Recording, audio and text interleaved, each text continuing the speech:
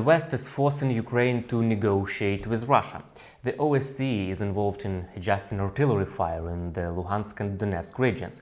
Football player Lionel Messi called on Volodymyr Zelenskyy to bring Ukrainian refugees back home from Europe. Find out about these and other products of Kremlin propaganda in our latest episode. Detector Media did all the dirty fact-checking work for you. We have separated real facts from those of a parallel universe. My name is Vadym Miskyi. In the next 10 minutes, I will tell you about the most impressive examples of Kremlin propaganda, as well as about some international media that use unverified sources of information. Here we go. The West is forcing Ukraine to negotiate with Russia. This fake has been spread by propaganda Telegram channels. The messages claim that the West has seemingly run out of patience with Ukraine's refusal to negotiate with Russia. They claim that the West is initiating a meeting. However, this is not true. According to EU versus Disinfo project fact-checkers, there have been no major changes in the West's rhetoric concerning the Kremlin's actions. The US will rally the world around Ukraine for as long as it takes, said the US Deputy Secretary of State. The United States will stand with Ukraine for as long as it takes. Because the American people understand you're not only fighting for your own survival, you're fighting for all of us. Putin's attempts at violent conquest, his war crimes, his nuclear blackmail, his Hunger Games, and now his effort to freeze Ukrainians as winter deepens, must be defeated. Because if they are not, the world will be a much more dangerous place. Not only will Ukraine's light as a sovereign democratic nation fighting for its own future be extinguished, but every small and medium-sized nation around the globe living next to a big nation with a big military will wonder if they are next. NATO Secretary General once again emphasizes that the main goal is to prevent Putin's victory. And therefore we need to support Ukraine, and I'm extremely grateful for the strong support from the United States, military support, economic support, and everything you do to help the Ukrainians. And I'm absolutely confident that the message from the meeting here today and tomorrow will be that NATO allies will provide and continue to provide unprecedented support to Ukraine. We need to stand together because it is in our security interest to ensure that President Putin doesn't win, because that will send a message that authoritarian leaders can get away by using brutal military force. As a reminder, the European Parliament has recognized Russia as a state sponsor of terrorism. The NATO Parliamentary Assembly has called for the creation of a special international tribunal on the Russian Federation's aggression. Propagandists spread fake news to try to misrepresent the West as an unreliable partner. The OSCE is directly involved in the war. This fake was voiced by the Russian Foreign Minister Sergei Lavrov. According to him, the OSCE is engaged in the adjustment of fire in the Luhansk and Donetsk regions.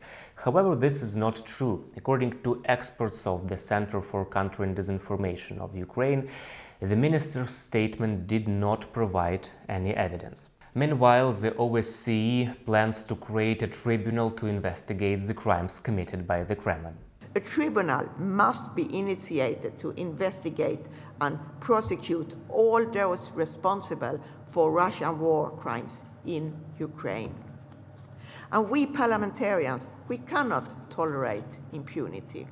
We stand firmly side by side with Ukraine. Just as well, I know that you do also here in OSCE Ministerial Council. This OSCE Ministerial Council should take steps to establish a high-level body to examine the damage inflicted by the Russian Federation on Ukraine and to assess the reparations that Russia should be accountable for. Russia started the war, and they have to pay for it. Your Excellencies, if Russian Foreign Minister Lavrov had been present today, he would have seen our unity in nation of his country's unjustifiable actions in Ukraine. Russia has no place in the OSCE, said the Minister for Foreign Affairs of Ukraine. The Russian leadership continues to launch missiles at Ukraine's critical infrastructure and incite genocide on state television. As it continues its assaults on the battlefield, we should not be fooled with appeals for talks repeated by the same people who rejected a European security dialogue initiated by the chairmanship in office last February. Here, at the OSCE, we can continue seeking ways to restore comprehensive dialogue, but the real choice is different: death with Russia or life without it. What people expect from the OSCE is not the adaptation to existing aggressive Russia, but an uncompromising fight for the principles OSCE stands for. For a lasting peace, the OSCE needs Ukraine's victory and the restoration of its internationally recognized borders. This all is a part of a 10-point peace formula suggested by President Zelenskyy. Propagandists spread this fake to support the Kremlin's narrative that Russia is at war not with Ukraine, but with the collective West. Russia retreated from Kherson because Ukraine wanted to blow up the Kakhovka Dam. This disinformation has been spread by Kremlin propagandists. They claim that the flood could have caused the death of many soldiers and civilians. EU versus Disinfo Project fact-checkers looked into this message. In fact, Ukrainian military intelligence reported in late October that the Russian army has placed 2 military vehicles with explosive on the road crossing the dam. After the Russian army retreated from Kherson, a video of the bridge blowing up at the Kakhovka hydroelectric power station was released. In total, the Russian army destroyed 4 river crossings on the right bank of the Kherson region. The US Department of State reaffirmed further military support to Kyiv. Our collective resolve to support Ukraine is and will continue to be ironclad. Now, throughout the winter, and for as long as it takes for Ukraine to succeed. We will maintain and bolster our security, humanitarian, and economic support for Ukraine. NATO allies and partners have provided $40 billion in arms to Ukraine. More is on the way. The United States has contributed more than $19 billion in security assistance and nearly $15 billion in direct economic and humanitarian support. We'll also continue to ramp up costs on the Kremlin and those enabling President Putin's war. We welcome the European Union moving forward on its 9th sanctions package that will further curtail the Kremlin's capacity to wage its brutal war when that package is passed. Earlier, propagandists wrote that Kherson would supposedly become a ghost town because of the evacuation. They claim that Kherson residents who did not want to live in Russia are now suffering in Ukraine. They also wrote that Kherson remains part of Russia and that Zelenskyy has supposedly seen it with his own eyes. Of course, those were also fakes. Lionel Messi called on Volodymyr Zelenskyy to bring back Ukrainian refugees home from Europe. This fake photo was shared on pro-Kremlin social media platforms. The photo shows the famous football player allegedly holding a piece of paper with an obscene insult directed at the president of Ukraine. In the comments, they wrote that in this way Messi supposedly expressed his opinion about Ukrainian refugees at the opening of the World Cup. According to the fact-checkers of the Myth Detector project, the photo of Lionel Messi has been manipulated using special software. In the original photo, taken in 2014, Messi held a piece of paper with an inscription in support of a 9-year-old fan who had cancer. The European Commission assured that Europe would not stop helping Ukrainian refugees. Of course, Ireland is far away from the front line in Ukraine, but you understand, better than most, why this war matters so much to all of us.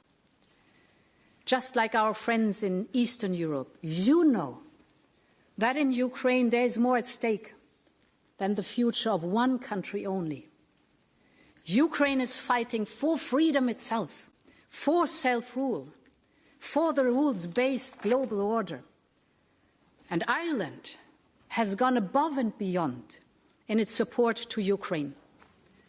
And these months, tens of thousands of Ukrainians fleeing from Putin's bombs in the east found the famous Irish welcome here in the West.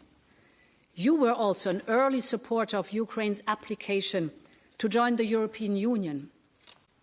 And I want to thank you, Taoiseach, for being such a vocal and determined supporter. When the citizens of Kherson raised the European Union's blue and gold flag, as well as the blue and yellow flag of Ukraine, to greet their liberators, it was a powerful visual confirmation about the people's desire to belong to our union. Since the beginning of the war, more than 11 million Ukrainians have entered the European Union, which offered them asylum through its temporary protection system. Until 2024, Ukrainians will have access to medical care, housing and employment in the European Union. Without a doubt, the number of Ukrainian refugees will increase in winter due to multiple Russian missile attacks on energy facilities. We are grateful to the West for its support. Together we will defeat the terrorists. See you soon.